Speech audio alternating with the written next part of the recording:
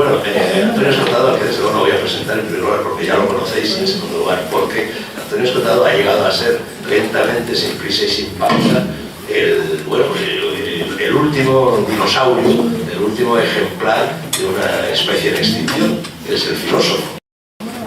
Casi no quedan filósofos de verdad, y Escotado lleva años y años y años trabajando. Ya ha coronado esta tarea, no sé si se embarcará en algo semejante, supongo que no, pero en fin, nos dirá en una tarea colosal que es la de estarse embarcado en algo semejante. Bueno, en un librote, triple librote colosal, Los enemigos del comercio, tres tochos así de gordos, que verdaderamente es una de las grandes interpretaciones históricas, sociológicas, políticas, filosóficas de la historia universal. Una obra verdaderamente portentosa, pero que hay que tener muchos arrestos realmente para cometer su lectura. Es casi encerrarse en una plaza de toros con 6 miuras.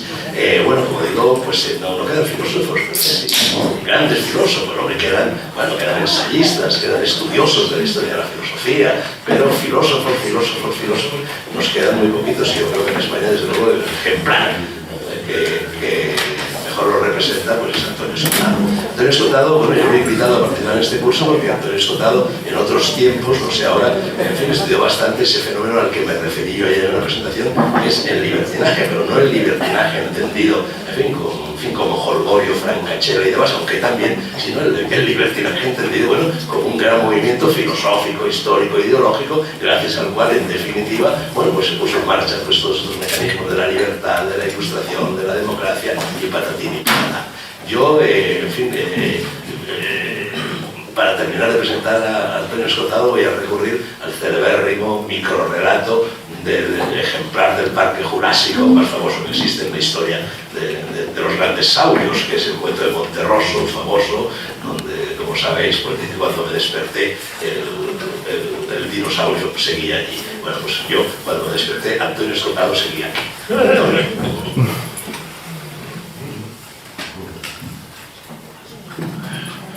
Bueno, muchas gracias. Esto ha sido un poquito apresurado con lo de la nevada. Yo vivo aquí cerca, en Parque Lagos, pero hemos tenido que ir despacito por el camino.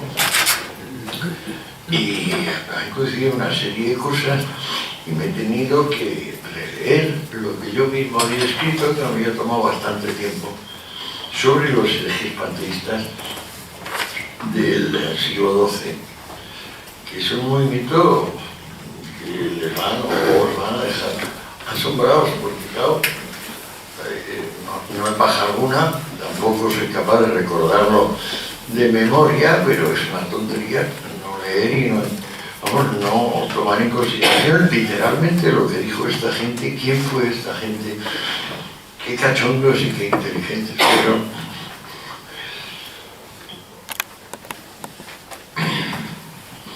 Todos sabemos que el cristianismo en principio es una religión del amor. Aunque, para entenderlo así, hay que entender en términos especulativos el llamado misterio de la Trinidad. El misterio de la Trinidad se resuelve viendo que primero hubo un señor muy serio, donde arbitrariamente, por ejemplo, le hacía saber a uno de sus fieles: oye, me parece que voy a degollar, quiero degollar a tu hijo, degüella a tu hijo. Otro día vienen por la noche, el pobre Moisés está dormido y si no llega a ser por su mujer, le corta los genitales. En fin, el Antiguo Testamento abunda en declaraciones sobre este gran señor del cosmos, Yahvé, que en realidad son 4 letras, o sea, la Y, Yau, o sea, como se debía decir, está prohibido. Bueno, este señor celoso viene a ser sustituido por un hijo que es lo contrario. Dice, no, dice el hijo, la severidad de la ley, la gravedad del castigo. Esto no, vengo yo y me sacrifico y os libero. Pero claro, como me he sacrificado, tiene que aparecer un tercero. ¿Quién es ese tercero? Ese tercero somos nosotros, el Espíritu Santo, la paloma. Entonces, esto es lo que es el misterio de la Trinidad, pero concebido especulativamente, de cómo en origen nuestra proyección nos lleva a pensar en un ser terroríficamente celoso, lo bastante vulgar como para ordenar que se degüelle a Isaac, pura y simplemente como prueba de que yo mando y tú me respetas. Tiene gente, tiene atláteres lo suficientemente debiluchos como el propio Abraham, que dice sí, sí, y se cree la voz interior en vez de creerse las opiniones de los demás o su propia reflexión en profundidad, pero genera la reacción de que la religión de la ley tiene que pasar a ser una religión de la comprensión mutua, del amor, y como esto cuesta una vida, la vida del chivo expiatorio, que es Jesús, el Cordero, pues bueno, tiene que venir un tercero, y ese tercero, qué casualidad, somos exactamente nosotros y yo. Pero con esta interpretación del dogma de la Trinidad, el misterio, que no se produce prácticamente hasta 1830 o así, cuando muere Hegel, pues Hegel sí la sabía. Yo les estoy refiriendo a lo que Hegel descubrió. Pues claro, fíjese, tuvieron que pasar 1800 años largos para que se entendiese el misterio. Tal y como yo se lo he explicado, tal y como lo ha explicado Hegel, es manifiesto, transparente, profundo. Pero todo tarda. Antes de entrar en los ejes, sin embargo, debo resaltar una cosa que no he dicho antes, pero que está implícita. Fernando se ha portado siempre tan bien conmigo, tan gentil, tan amable. Desde que yo le mandé, creo que el primer volumen de Historia General de las Drogas, y Fernando dijo, caramba, esto es un tipo de investigación que no se había producido sobre la materia.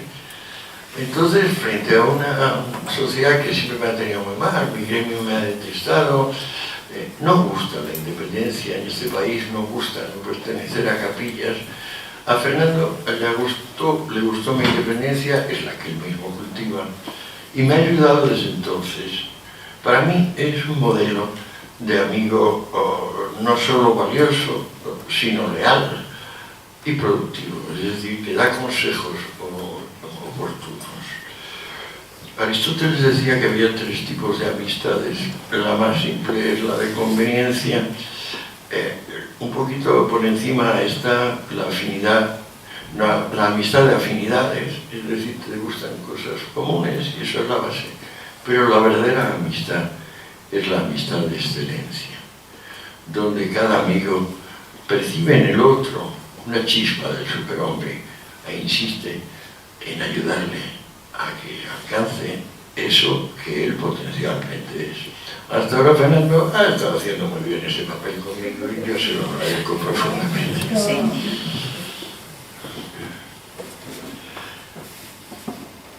Naturalmente, cuando vino el Espíritu Santo, lo primero que se hicieron fue una destrucción, se terminó el sacrificio sangriento en el que se basan todas las religiones paganas. De alguna manera es el bárbaro proyectado como el celoso, Yahvé en la religión judía, pero sus equivalentes en otras religiones demandan sangre. Por ejemplo, Tlaloc, el dios de la lluvia de los aztecas, era lo suficientemente depravado como para requerir sangre de criaturas con menos de 2 años. Había que sacarles el corazón en público, porque si no, claro, no daba la lluvia, necesitaba las lágrimas de los bebés para ser generoso con los mortales. Y los descubrimientos arqueológicos recientes, este mismo año, demuestran que de todo el panteón de deidades aztecas, el más atendido era Tlaloc. Tenemos unos 100.000, 150.000 cráneos de bebés dedicados a este monstruo, para que ahora nos digan que fue Cortés un monstruo y destruyó las nobles tradiciones que existían en Tenochtitlán. Bueno, el caso es que cuando se acabaron los sacrificios de sangre, no se acaba el derramamiento de sangre. Al contrario, empezó un nuevo derramamiento de sangre que era el de los que pensaban de otra manera. Pensar de otra manera se dice en griego heréticos. Y entonces acabar con los sacrificios de animales empezó con un sacrificio masivo de humanos, unos humanos a otros. Por supuesto, un hombre que pensaban distinto.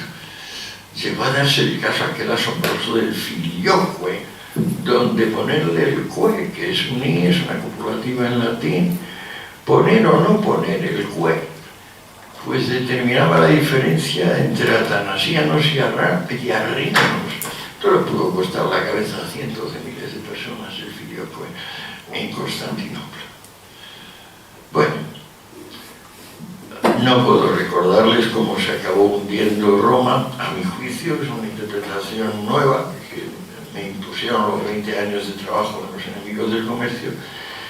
Creí darme cuenta, me parece que es cierto, que el gran error de la civilización antigua fue pensar que era un gran negocio el esclavo. Y que lo mejor, por ejemplo, si yo era un buen arquitecto, un buen pintor o un buen escritor, era buscarme unos negros, comprarme unos esclavos, negros no en el sentido del color de la piel, negros en el sentido de trabajar para mí sin que se sepan. Y entonces con estas personas desprovistas de personalidad jurídica, que hicieran ellos el trabajo. Así se explica la desvalorización progresiva del trabajo, que queda muy bien simbolizada por el mito de Adán y Eva, donde la maldición de Dios es trabajar. Para mí la bendición siempre ha sido trabajar. No encuentro otra forma de justificarme, hacerme independiente y obtener el respeto de mis vecinos, las tres cosas que deseo, sí, trabajar. Pero no pensaban así en Adán y Eva y sobre todo el que redactó aquello. El Imperio Romano se fue hundiendo, pues llegó un momento en que había aproximadamente 20 esclavos por cada profesional libre, y este profesional libre a su vez era un miserable, es decir, un muerto de hambre, sostenido por la nona, que eran los impuestos obligatorios que tenía el imperio, que finalmente no te daban más que un poco de trigo y con suerte algo de aceite. Para cuando Roma caiga, con el pobre fantoche llamado Rómulo Augustulo, Augustulo significa Agustinto, o sea, no más que un diminutivo. Bueno, tiene 20 por cada 20 habitantes que tenía en tiempos de Tiberio, tiene uno. Y más de un 95% son esclavos. De modo que lo que le queda a los godos cuando toman, pues no tiene nada que ver con lo que fue en tiempos de César o de Augusto. Siguen los siglos oscuros. La verdad es que en esos siglos Europa se embosca, el ideal demencial de la santa pobreza y la autarquía lanza a los pueblos y a las comarcas a aislarse por completo. Entonces, naturalmente, como vivimos de la cooperación de unos con otros, de repente olvidarlo y pensar que uno puede hacer from scratch, como dicen los americanos, hacer punto y aparte y crear, pues eso, la Pax Dei, que lo llamaban, y que aquello funcione. Bueno, lo que funcionó fue convertir Europa en un inmenso leprosario, que es una enfermedad que proviene de falta de higiene, aunque no lo digan normalmente la wiki, hay que mirarlo bien más a fondo. Falta aproximadamente unos 6 meses para que ese vacilo que está en todo el cuerpo humano pueda expandirse y apoderarse de sus potenciales posesiones. Convertido en un inmenso leprosario, donde las únicas fuentes de efectivo, pues se ha corrompido tanto la elaboración de moneda, se ha corrompido tanto que ya nadie coge la moneda distribuida. La única manera de tener valuta de plata u oro es comerciar con Bizancio, con los árabes, que sí tienen moneda de ley, pero ¿qué le das a cambio? Europa no tiene industria, Europa no tiene excedentes agrícolas, Europa no tiene comerciantes. Es más, la palabra comerciante se ha convertido, como la palabra lucro, en un término malsonante que desaparece, se desvanece léxicamente durante 4 siglos. ¿Qué les das a cambio a los bizantinos y a los árabes? De cosas imprescindibles, como por ejemplo espadas o algo de efectivo. Pues les das tus propios hijos o los hijos del vecino, los famosos captivi. Y Europa vive exclusivamente de vender a sus hijos y a sus hijas. Muchas veces capturándoles a la fuerza, por supuesto, en algunas ocasiones cediéndolo voluntariamente. Bueno, en ese espanto absoluto, que por otra parte los historiadores siguen haciendo sonar con cornos y fanfarrias como si fuese el comienzo de la grandeza europea, y te hablan de Carlomagno, y qué maravilla. Bueno, la Capilla Palatina de Carlomagno tenía como gasto principal el incienso, debido a los olores putrefactos que emanaba toda aquel putrefacto institución.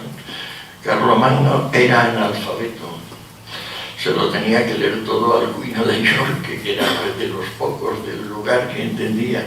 Prohibió el comercio, prohibió toda actividad lucrativa, a pesar de que tenía dos fieles judíos que hacían de banqueros. En fin, no perdamos el tiempo con fanfarrias y con imaginar que aquella Europa valía algo. Aquello es lo más espantoso en lo que hemos estado. Pues en eso, en lo más espantoso, situémonos en la única institución de cierto valor, la Sorbona.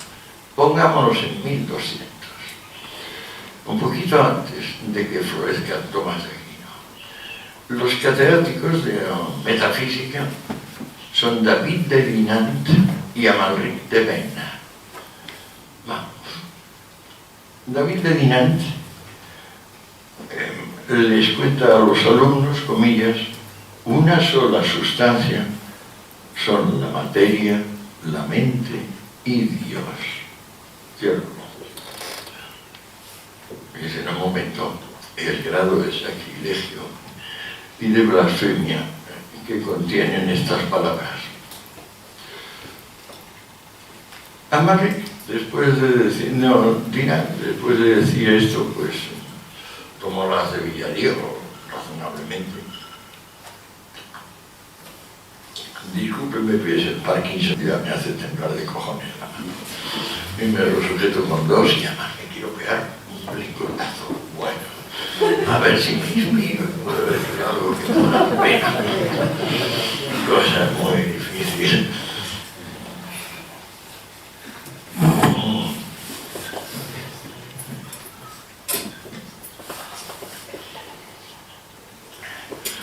David de Dinant, después de decir esto, desaparece.